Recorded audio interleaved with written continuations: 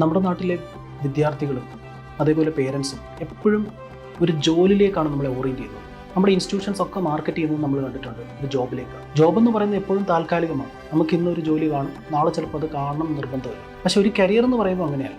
നമുക്ക് ലോങ് ടൈമിൽ ഗ്രോത്ത് നൽകും.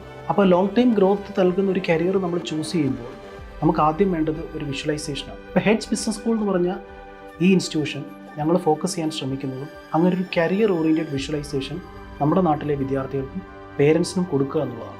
ഇൻഡസ്ട്രി അലൈൻഡ് ആയിട്ടൊരു കരിക്കുലം, അതാണ് നമുക്ക് ഏതൊരു ഡിഗ്രിയോ PGയോ കൂടെ നമുക്ക് വേണ്ടത്. നമ്മൾ നമ്മുടെ വിദ്യാർത്ഥികൾക്ക് കൊടുക്കുന്നതും ഒരു എക്സ്പീരിയൻഷ്യൽ ലേണിംഗ് ആണ്.